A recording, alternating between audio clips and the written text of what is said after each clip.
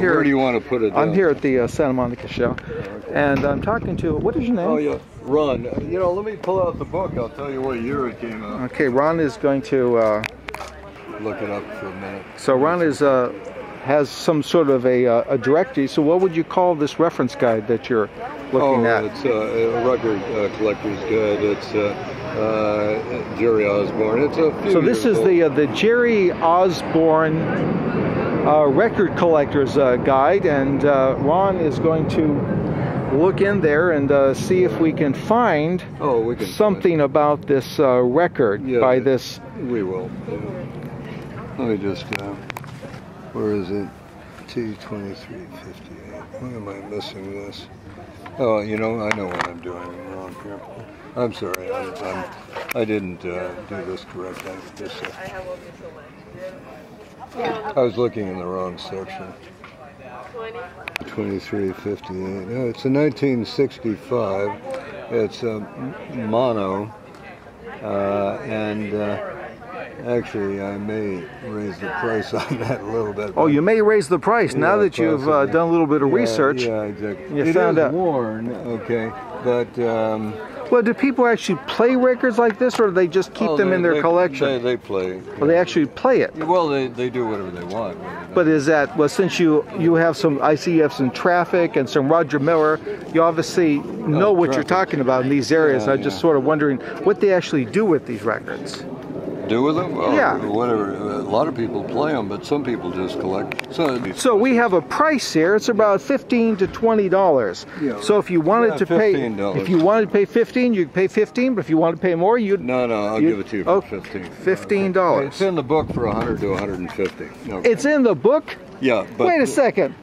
What kind of a nut are you, young man? No, You're giving it away. Wait, you're giving your stuff away for that? Okay. I'm gonna have to call the crazy bin on you. Okay, well, you may have a point. The cover is actually worth more than the record at the moment. The record has wear, but it's an expensive record, especially because it's mono. And I gave you the year, right? 19, what was it, 65? I think 65. Yeah. Okay. Up again. But anyway, they'd be buying it for the cover mainly. Okay? Well, the cover looks like it's in pretty good shape. Yeah, I know that. Yeah, that's. But the record has wear. Obviously, you'd take the record with it, but it's probably worth 20 to 30 without too much. Oh boy. Okay, now who is Traffic made out of? They used to be members of the group. Them used to be with someone else. Eric Clapton. Okay, answer. Okay, you have. Okay, so Eric Clapton. Eric Clapton. Okay, so this is what. He wasn't in Traffic. Eric Clapton. Wait. You want me to look that up? It's on the record too. Well, we have quite an argument here. Eric Clapton wasn't in We've got quite an argument between these two young ladies here. Produced by Stephen Winwood. Steve Winwood, Eric Clapton. I'm saying what's in the book here. Jim Capaldi, Dave Mason, Steve Winwood, and Chris Wood. Dave Mason. Okay. And Chris Wood and Steve Winwood. Now, what are Traffic? Now, what is, since you seem to be the expert in Traffic, what is Traffic known for? What's their famous song? Low Spark of High Heel Boys. What?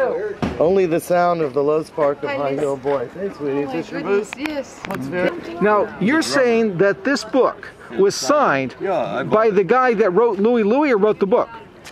Wrote this book. Okay, but so he's also the drummer for the Kingsmen. So the ex-drummer of the Kingsmen wrote that book and signed it for you. So what is his name? Right here.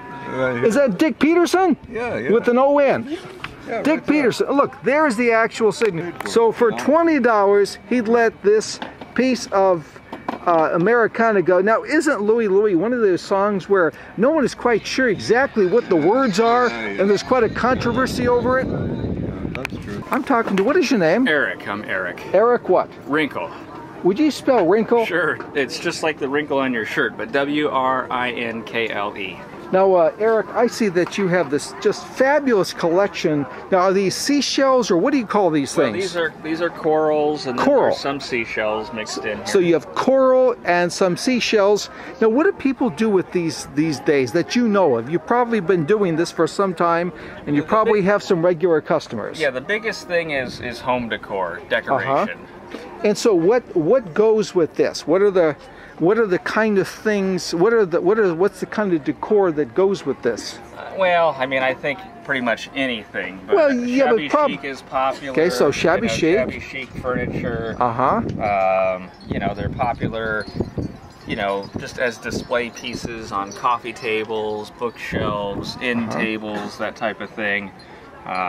Some of my customers are like collectors, people who just have to have something that they don't already have. Well, how about restaurants? Do restaurants buy this and decorate it with it? I mean, here we are in Santa Monica. You'd think that. I've had a lot of people who sell jewelry buy pieces to display jewelry on. Oh, I see. So which of these pieces would be really good to display jewelry on? Well, you could do something, you know, you could do something. Okay, I like guess you had some jewelry on one of them. Oh, look at that. So you could put some necklace or watches or bracelets or something like that. That'd be a fabulous display. Put rings on this type of a thing. What is coral for the uninitiated? Well, they're animals. They're animals? They're animals, yeah. Are they, when you say they're animals, is this like one animal or is this like a million animals all banding together in a union? So they're, you know, they're all clones. They're genetically the same, but there's many of them. Well, so they're genetically the same. Like in this case, like for this one, you know, like there'd be individual polyps with individual animals, but they would be genetically the same. So what is the name of a coral, I mean, of the individual coral? What is the name of the life of the organism? You know, I honestly don't know. You know, the space that they live, I believe, is called a polyp. A polyp. And so I was wondering, how long have you had some specialty with coral and related things? Well, I mean, I've been doing it as a business for about 4 years, 5 years. About 4 years. But I've grown up with natural history stuff. Was your father an oceanographer or something? No, well, he was an entomologist and a biologist. An entomologist, is that he studies bugs? So it must have been an interesting life that you had as a young man. Was your house filled with? Growing up as a kid, I was feeding spiders, crickets with tweezers through a tiny hole. What kind of spiders? Tarantulas or what kind of? All different kinds. What would be a specific name of one of those spiders? I'm not expert enough to So, remember. In addition to doing this, what was your main profession since you've only been doing this for 4 years? Well, I've done retail management. Years ago, I was a plumber. I've done all kinds of things. Wow. So besides selling here, where else do you sell and how else do you sell? I do a little bit online. I have a website. And well, just what is your website address? It's PacificCoralAndSeashell.com. PacificCoralAndSeashell.com. Well, great. Well, let me do a little pricing here. So how much do you want for this one here? $125. So for $125, we can have this one. Yes. And then this massive white one that we photographed. How much did you want for this one? $165.